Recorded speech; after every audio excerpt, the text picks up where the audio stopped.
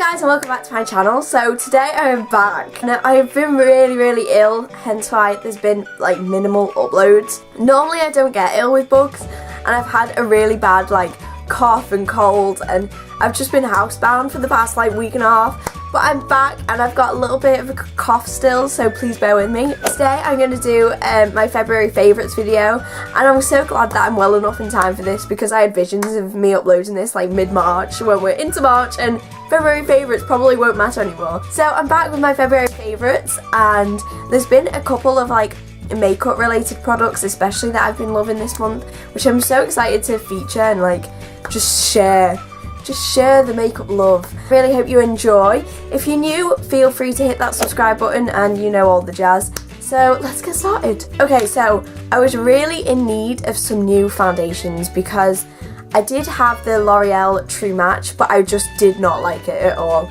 I feel like me and True Match just did not become friends, and we will never be friends, and we will never even try to be friends. But that's okay. I got that while I was in London actually. If any of you have watched my videos from like December onwards, you'll know that I went to London in December on my own and I loved it. It was such a great experience and my god, I miss London. I feel like me and London have more of a spiritual connection than me and L'Oreal True Match. But anyway, I really just didn't like the foundation. I didn't like the coverage. It was blendable, like it said it was going to be. And it was blendable, that's great. But it just was not good coverage and I feel like I don't know. I just never got onto the hype with that foundation. So I decided to give this little beauty a try, and this is the L'Oreal Infallible Foundation. I know when I did my get ready video, I said that this was the L'Oreal Ineffable. And ever since then I was thinking like, where did I get ineffable from? What does ineffable even mean from my religious studies A level? And I've just been calling it the L'Oreal Ineffable. It's just indescribable. I think that's what ineffable means. But anyway, this is the L'Oreal Infallible Foundation. So many people have been raving about this lately and I really understand why. This is such good coverage. It does stay on.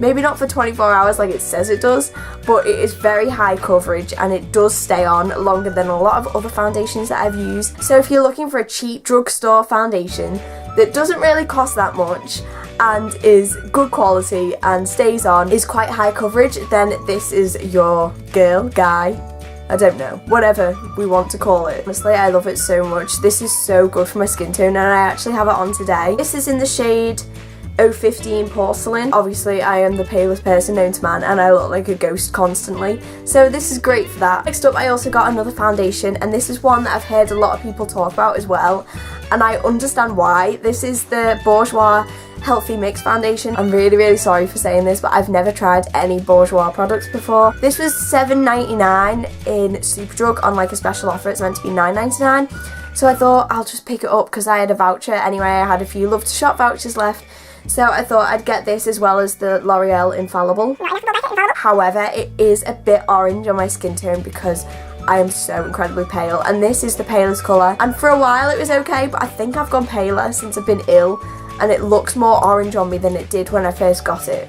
So I don't know what's going on with my skin. But if you have a darker skin tone, then this is a great foundation for you. Maybe not if you're like me and you're a ghost. But yeah, this is meant to last up to 16 hours, which is always good. And it does last quite a while. Not as good as the L'Oreal Infallible, once again. The coverage isn't as good, but it's still such a good foundation, and I don't know, I feel like I need to tan more. This might be more of my summer foundation when I tan, if I tan. Do I even tan? I don't know. Next up is a powder, and oh my gosh, I'm so late to the party on this one. Like, so many people have raved about this one for so long and I've just paid it dust. But here we are, boys and girls, with the Rimmel Stay Matte powder, which I think everyone and their dog and their goldfish have raved about. This is such a good powder. Like, I've been on the hunt for a good powder that just is a good powder, I guess. And I've tried quite a few, but I've started to powder now that I've got this, and whoa, okay, you want to escape? You escape, yeah bitch. And I love this so incredibly much. I know the packaging is a bit different on the one I have. I think this is like the 50 Shades of Grey kind of like exclusive packaging thing, but it was still $3.99 and I would definitely recommend this. I love it and I use it every day now. So yeah, if you're looking for a good powder, I definitely recommend this. If you haven't tried it already, I now understand why people hyped over it so much. So there we go. One brow product that I've been loving for quite a while, which I've only properly got into, is the Freedom Brow Pomade. Now I haven't tried the Anastasia one, only because I love this one so much. I was going to get this one, see if I like brow pomades, and then go and get the Anastasia one.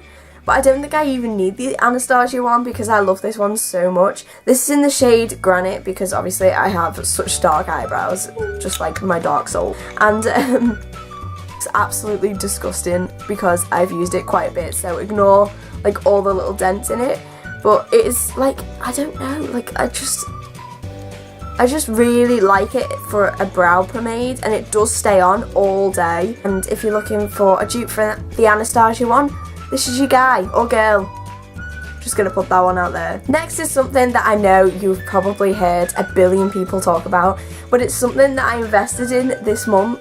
I think in the Balm Voyage palette they have like the little miniature version of this, but I finally got my own Mary Luminizer, and I loved this in the Balm palette, but I just like, it was quite small, so I couldn't really like get my brush in and like get that like highlight that I wanted. This is the Balm Mary Luminizer. Stores have put this back up to £20, which I think is ridiculous. I'm sure it used to range from like £14 to £17 or something ridiculous, and now like Superdrug have put it up to £20. I actually got this from Look Fantastic because they had 15% off, so this only cost me £13.70 as opposed to Superdrug, which would have cost me £20. I don't know, I love the packaging on this, and I love like the little clasp when it opens and it shuts so easily.